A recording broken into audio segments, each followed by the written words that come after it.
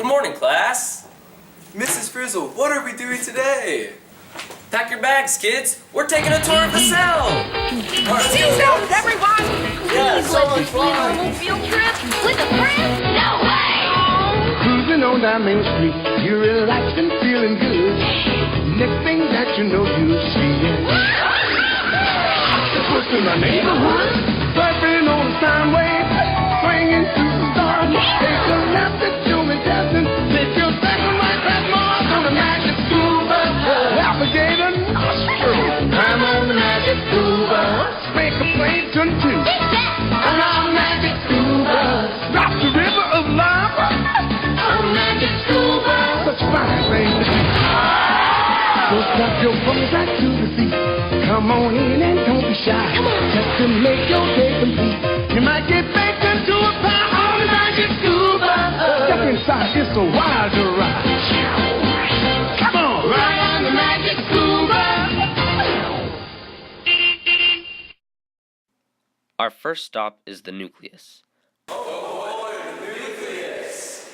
I heard they have gummy worms in there. No way, really? Yeah, I heard they like dangle them right in front of your face. The nucleus is the control center of the cell. It instructs the rest of the cell on how to do certain functions and when to do them. And they use something special called DNA. DNA is a long strand of nucleotides that code for a special protein, but the DNA isn't what actually goes out into the rest of the cell. RNA is a readable form of DNA that the nucleus produces and sends out to the ribosomes. Miss Frizzle, what's that thing right there? That, kids, was a ribosome. Ribosomes are kind of like construction workers that link together long chains of amino acids to build proteins. What's an amino acid? Well, Christo, they're the smallest part of the proteins, sort of like putting together Legos. One Lego by itself doesn't look like anything, but when you have 100 Legos, they can make something really special. But I use Mega Bloks. Shut up, Carl! Now, kids, ribosomes can also be described as the machines that carry out the orders for the command center, the nucleus. Ribosomes can be found in both prokaryotes and eukaryotes. They are identified in two locations of the cell. Free ribosomes are suspended in the cytosol, while bound ribosomes are attached to the outside of the nuclear envelope or endoplasmic reticulum. Well, Miss Fizz, that has a really big name. Indeed, Aaron, a really big name for a really big organelle in the cell. Now we have entered the endoplasmic reticulum. The ER is the largest component of the... Yes, Carl? Yeah, what does ER stand for? Are you kidding me right now, Carl? I literally just said endoplasmic reticulum like how many times? As I was saying, the ER is the largest part of the endomembrane system and is an extensive network of flattened sacs and tubules. The endoplasmic reticulum can be distinguished into two parts, smooth ER and rough ER. Smooth ER is called smooth because its outer surface lacks attached ribosomes. Conversely, rough ER has bound ribosomes that stud the outer surface of the membrane. The smooth endoplasmic reticulum plays a big role in the synthesis of lipids. The rough aids in the synthesis of secretory and other proteins.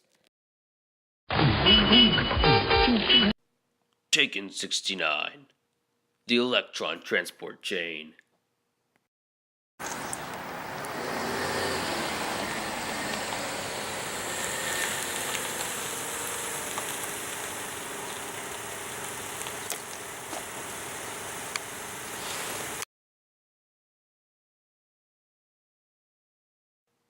It's action-packed. Follow that oxygen. It's emotional. I'm on a break, man. That oxygen has my daughter. Move the car before I move it for you.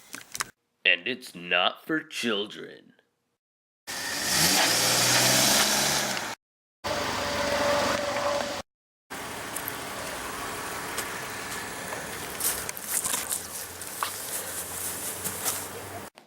This film has not yet been rated.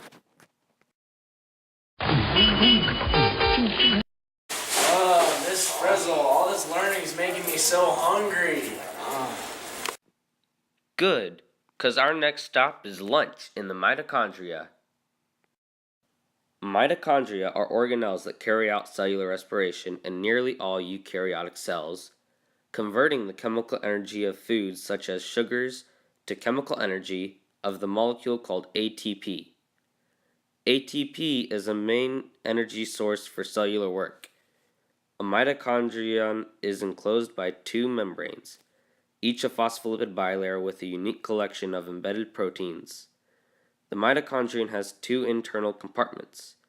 The first is the inner membrane space, the narrow region between the inner and outer membranes. The inner membrane space encloses the second compartment, the mitochondrial matrix, which contains mitochondrial DNA and ribosomes, as well as enzymes that catalyze some of the reactions of cellular respiration. The inner membrane is highly folded and contains many embedded protein molecules that function in ATP synthesis. The folds, called cristae, increase the membrane surface area, enhancing the mitochondria's ability to produce ATP.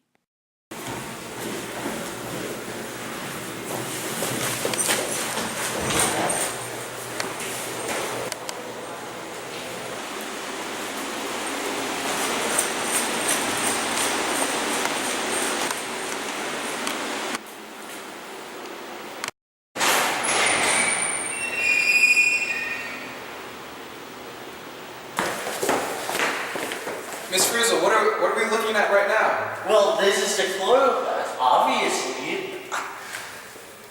And now we've come to the chloroplast. The chloroplast is found only in plant cells, and their main function is to produce energy through photosynthesis. That's why it's so bright in the chloroplast.